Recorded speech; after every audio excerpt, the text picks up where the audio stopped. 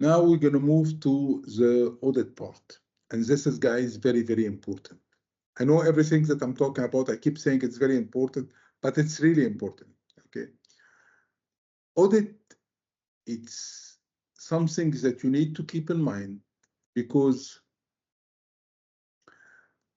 as a security professional, you're going to be evaluated. I mean, it's not like when you get hired somewhere as a security specialist, and whatever you do and you think this is right, that's it. Someone will come and audit your work, and they will tell you this is right or this is wrong. This could be an internal auditor or an external auditor for a certification or a government audit. So we as a security professional, we get audited. You have to keep that in mind, because everything that you do, it needs to be according to a standard or a compliance. It needs to be justified. People will ask you, and it's not like ask you in a friendly way. No, you're going to be a subject for audit, and a report will be written, and this report will be sent to the management. And then they may think that you don't know what you are doing.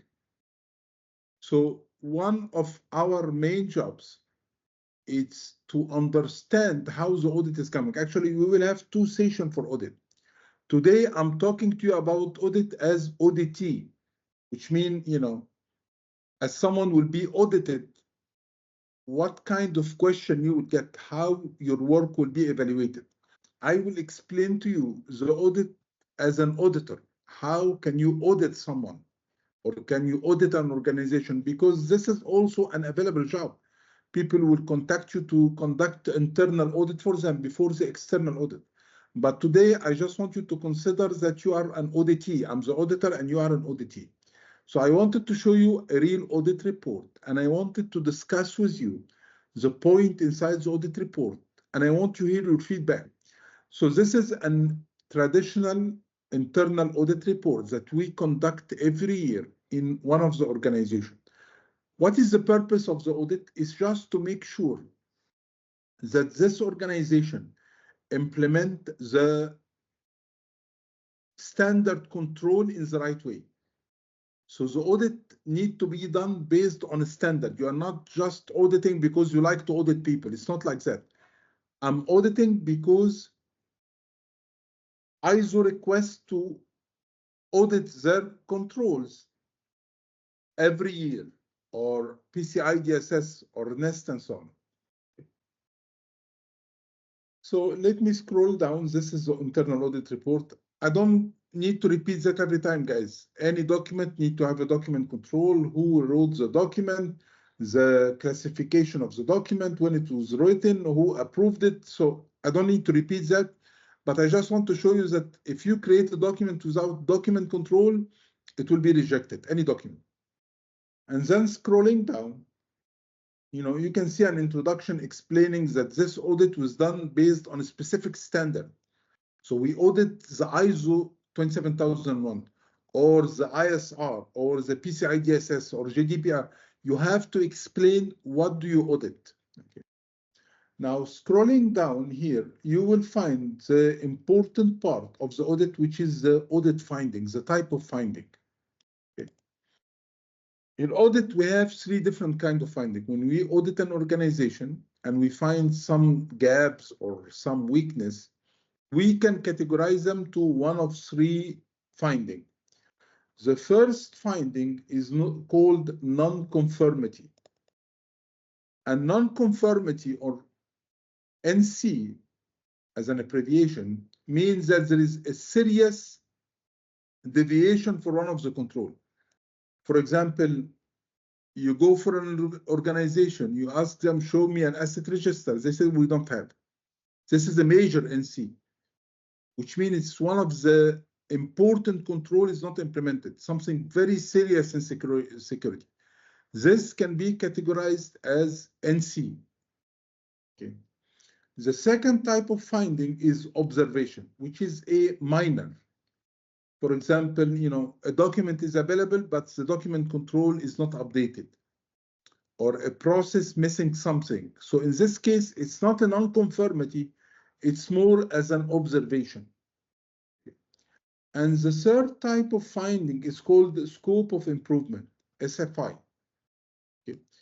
And scope of improvement is more as a recommendation. Okay, in the sense that the auditor may tell you, if you do it this way, it will be better. Now, this is descending when it comes to the criticality. But here is the point. When we conduct an audit for an organization, this is an annual process. So we do that this year, and then I will come next year to conduct another audit. And before doing the new audit, I have to make sure that all the finding in my previous audit has been closed. So it's not a process that is done separately. The auditor, every year he comes to conduct a new audit. Before starting the audit, he will tell you, show me the previous report, to make sure that all his finding has been closed. If in the previous year you got a non-conformity finding or an NC and you didn't close, it becomes a major NC, and the auditor has the right to stop the audit and escalate it to the management. This is a big issue because he highlighted a serious control missing and you didn't do anything about it for 1 year, so he will not complete. It becomes major NC. Okay. If he find a previous observation from next year that was not fixed this year, okay, it will escalate it to an NC. I mean, last year it was an observation, but since it didn't get solved, then it will be escalated to an NC. So in this year report, he will write it as an NC, not as an observation. Okay. If he created or he announced a scope of improvement and you didn't do anything about it, this is not a problem because this is a recommendation. So my point here is that the finding of the report need to be closed, otherwise it's going to be escalated. Now scrolling down, before mentioning the negative point about the organization, I have to highlight the positive point. For example, when I spoke with people, I make interview, I find a high level of commitment by the people by their management in the awareness. I find that there is commitment, management trying to push the people to follow the policy. I have to write it down that this is something positive that I found in this organization or in this department. And whenever I'm writing something positive or negative, I have to mention this is aligned with which control. I mean, if this audit is an ISO audit, so I have to say this control 5.1c, I find that this entity or this department or this organization are doing it in a very good way. So you have to mention the positive point first, but not in general. You have to specify this point, which is this specific control, it was implemented in a very good way. This point, which is this specific control, has been implemented in good way. And because, for example, this one was a audit for 3 different standards, so I have to write down each positive control align with which this specific, I mean, positive feedback is aligned with which control in ISO, which control in NISA, and which control in ISR. Okay. Scrolling down, we get to the negative part. So the first finding in this audit report, what kind of finding was it? Non-conformity. In this non-conformity, here is the details of the audit. I found that the information asset register showing the last update in 2014. Okay. And when this audit was conducted in 2016, which means that the asset register has not been updated for 2 years. How do you think I find out that the last update on the asset register was done in 2014? The document control. The first thing the auditor will check. He will check the document control. So is the document control, because any updates that will happen in the document, it will reflect in the document control, that it will write that this document was updated in 2023, then 2024. Whenever you update the document, it will, the guy who updated, he will write it here. So if I find out that the document control was last updated in 2014, this is a reflection I'm not talking about the audit report. I'm just showing you that the update reflects in the document control. My second question, what is the impact of that? So what? What if this document has not been updated for 2 years? What's wrong with that? So maybe, because definitely I have within 2 years new assets. Those assets could be devices, computers, laptops, file, database. But for sure I have to, some new assets with that. But because it has not been updated in the asset register, no one knows about them. And accordingly, we don't have security controls to protect them. And those could be critical assets. So some of the important assets could be missing. So if anything happened to this asset, if someone steals the file, deleted, anything happened, how can you know? Your source of information asset is the asset register. So you have to write down the finding, you have to write down the impact. What does it mean? What is wrong with that? And then you have to write down, this is a breach of which control. So in my case, because I'm doing audit for different controls or for different standards, I wrote all of them. But if you are only doing for ISO or ECC or PCI, you will write the name of the control. This is a breach of this specific control. You have to mention which control has been breached. Okay. In my case, because I was doing ISO and NIST, so I wrote the control of NIST and the control of ISR and so on. This is your part. Here is your part. So the part in red here, sorry, the part in red here, this need to be filled by the auditor. So if I'm auditing your work, you need to fill those information. What are those information? What is the root cause of that? Why you are not uploading or updating the asset register? Is it lack of awareness? Is it people don't know what is an asset register? Is it because you don't have any new asset? What is the root cause? It's not enough to solve the problem. You need to understand what is the reason behind this finding, and what is the corrective action and what is the preventive action. Corrective action could be, for example, the sheet has been updated. Preventive, that we did an awareness session for people, telling them how to deal with the asset register. Okay. So it has to be answered, those points. It's not enough to do an audit and tell people this is wrong. No, wrong. What is the root cause? What is the corrective action? What is the preventive action? So when we do this report, we are expecting a reply back. Okay. Sometimes because some findings are very easy to close, like asset register update, fine, no problem. They will update it and that's it. But sometimes there is some findings that may need time to close. Maybe some computer doesn't have an antivirus. This is the finding. But this will take time. We have to purchase antivirus, install it, configure it. We don't have a budget. We will do that next year. They have to write that in the reply, and they have to write a closure date that this problem will be solved by end of August. And you have to accept that, because maybe they are not realistic. They said, okay, we will do that. It will take us 5 years. Why 5 years? So it's not like they will mention any dates. You have to discuss with them why this will take dates. Is this something that need to allocate budget? Do you need to allocate resources? Is there any problem for this finding? So you are not just responsible to verify the control, but you are responsible also to validate their responses. Okay? So you need to have root cause, corrective action, preventive action, and closure date.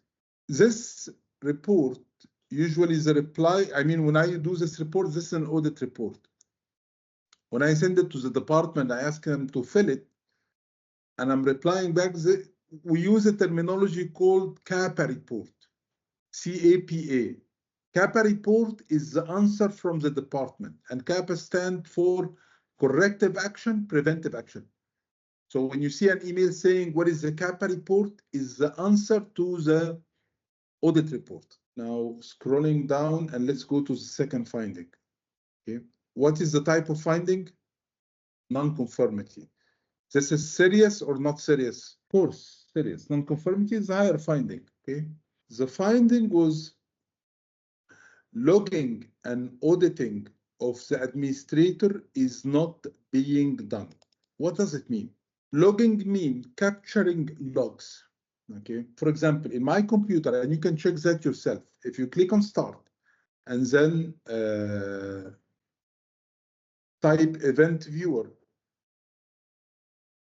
Event Viewer is a program on my Windows machine that capture all the logs. Anything that I'm doing on my computer, logging to the computer, installing an application, removing an application, changing a setting, even if I try to log in with the wrong password, everything that I do get captured.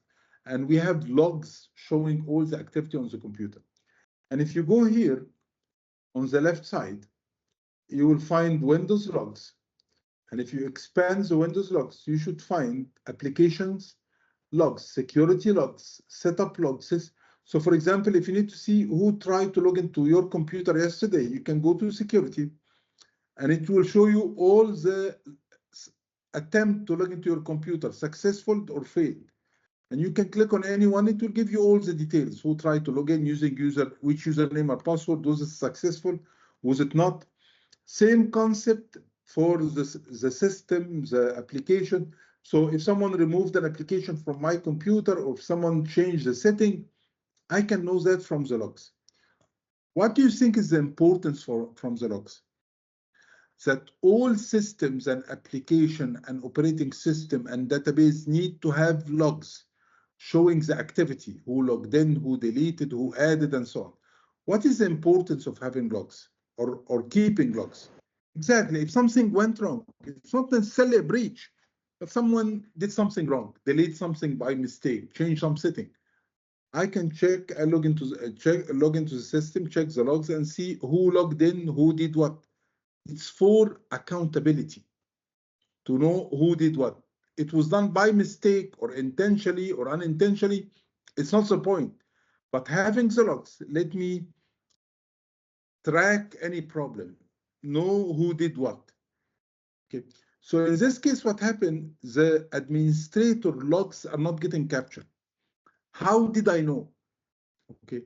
I was sitting with the administrator and I told him, could you try to log in using a wrong password a couple of times?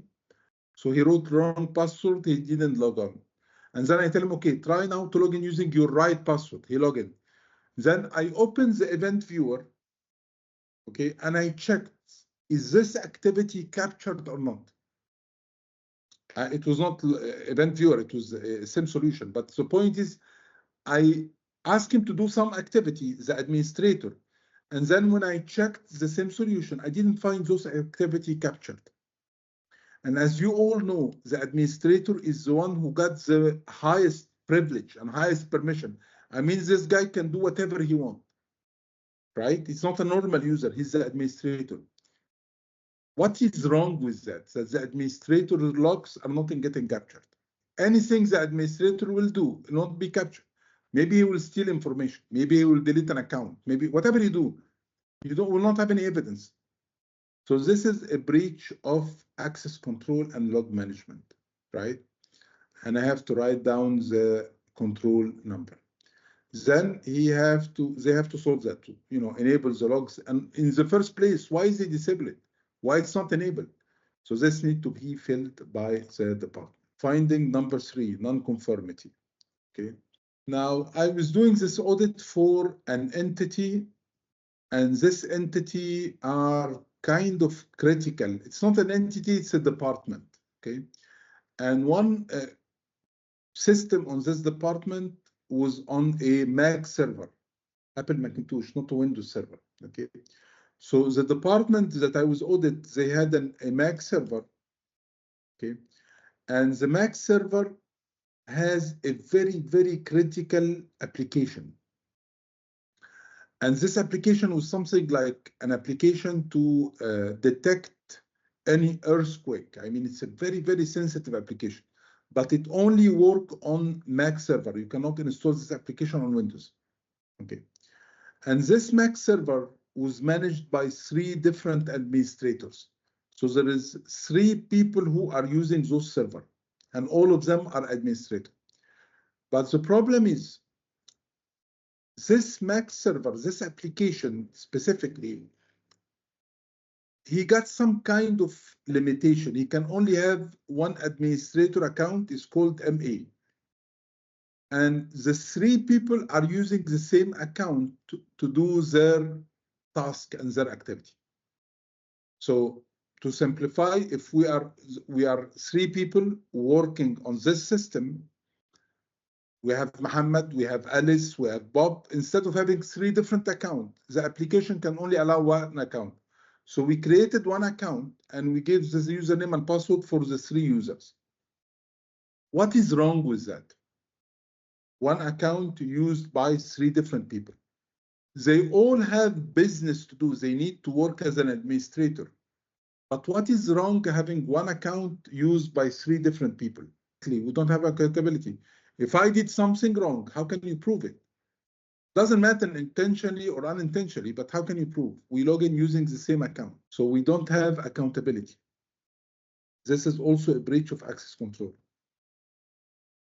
Now, when I spoke with the people, they said, we are sorry, this application can only allow 1 account. What should I do in this case? I mean, I'm auditing. I mean, they should be the one doing. I should not do any action. I'm just showing them the problem, and each department needs to solve this problem. Should I recommend or suggest, guys, stop using this application because we cannot have any accountability? Should I suggest something like that in a very critical services that is used for earthquake? So what you are thinking right now, this is very good. I mean, you are trying to find solution. Of course, by the way, when we audit, we should not do the treatment. We just suggest. But when you audit, you don't tell them, guys, go and purchase this product or do this. No. This will let you lose your credibility. You just suggest what needs to be done. So what you are trying to do right now, giving some idea. Guys, can you work on different timing? Can you do different activity? You can do that. This is as a process to try to help the people. But there is one formal process that I need to have. This is a part of your responsibility. Okay. When we have something that cannot be solved and represent a risk, what should we have? Officially, we need to let them sign risk acceptance. So we need to work in parallel. Ask them, what is the risk acceptance for that? Because this is the official document saying that we know about the limitation and the management decided to keep it this way. It's a management's call. It's not wrong, but this is how it works. But in the same side, in the same time, as you mentioned, we need to try to find solutions that may help. It's not enough to let them sign a paper and whatever happen. No, if I have something in mind, I will share it. Guys, can you work in different timing? Can you do different activity? Can you document each one is doing what? So if something went wrong, we will know what is responsible. This is some kind of guidance or some kind of recommendation that may help. But officially, what you need and what you should ask for is risk acceptance. I'll take one more, and I think this will be enough. See, same point. An audit has not been enabled for a database. A database that is working, people are using, they don't have audit mean the logs are not getting captured. So whoever login, whoever created an account for creating a record or delete a record or modify a record, nothing will be captured. Same problem. This is an access control problem, lack of accountability, and user activity are not getting captured. Same exact problem. Why I'm showing you that, guys? First, just to show you how the audit will be done. Okay. And again, I'm talking to you as an auditee. I mean, you are not an auditor. I'm not explaining how to audit, but I'm talking to you to show you how you will be audited. But in the same time, we can see that, it's a big report, by the way. And one of your assignment on the LMS, I created all those findings in an Excel sheet. Here you go. Those are all the findings. I have 2 Excel sheets in the LMS. One of them is non-technical. This is business finding, and one of them is technical finding.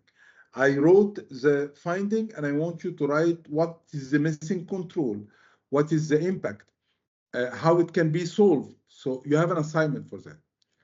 But my point here is that, as you can see, and this is very common, by the way, most of the finding in this report with related to access control.